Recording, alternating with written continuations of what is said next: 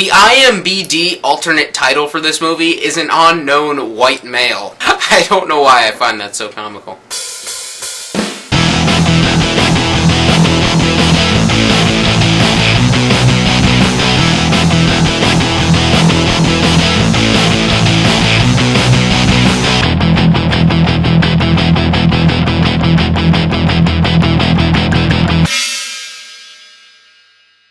Contrary to what many people have thought, this is not, in fact, a sequel to Taken, even though it actually kind of reminds me of Taken in many ways. Just the way it's shot and style, they're very similar to Taken, also, obviously, Liam Neeson, but the way this movie's been kind of getting panned by critics, but yet audiences I've seen, who people have seen it already, seem to really enjoy this movie, which is very similar to what happened with Taken. And I think, while this movie, like Taken, is very formulaic, it has a lot of cliche in it, it's actually a really fun movie.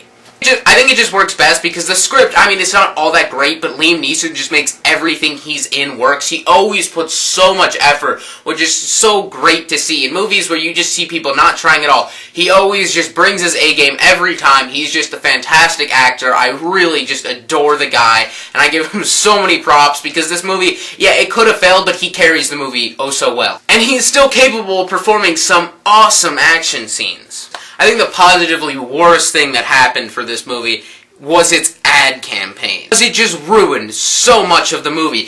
The commercials, the TV spots, and the trailers gave away so much. I didn't even know about this movie until like a month and a half ago, and I checked like an IMDb board, and they're like, oh, the trailer ruined everything, so I abstained from watching the trailer, and then I saw it in theaters, and I tried to, like, not pay attention, but they really gave way too much away. In a movie like this, all you really need or want to set up is just the fact that, yeah, he got his identity stolen. Nothing really original, but it's still enough intrigue to get people to come see the movie. I know I was just intrigued by that. I didn't really need to then start unraveling this conspiracy plot during the trailer. Maybe hint at that, but don't give that away. It kind of ruins a lot of the fun of the movie. So basically, while the movie does try to throw some curveballs at you and try to get some twists in there, you really know what's going to happen. But that doesn't take away from the fact that it's a really fun ride. And Liam Neeson always just works as great emotional effects. He always is really sympathetic towards his character, which makes you get invested in the movie, at least somewhat, which just makes it worth going to see. I think I'll give this movie between like a 7 and a 7.5.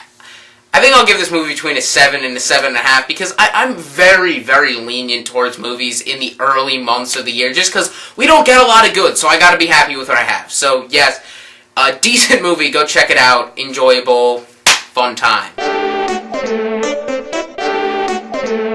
don't know who you are, I don't know what you want. If you're looking for a ransom, I can tell you, I have no money.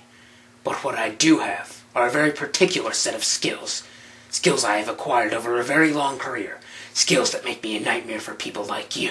What kind of skills? Shit. I can't remember. I think my identity and memory may have been stolen. This is embarrassing.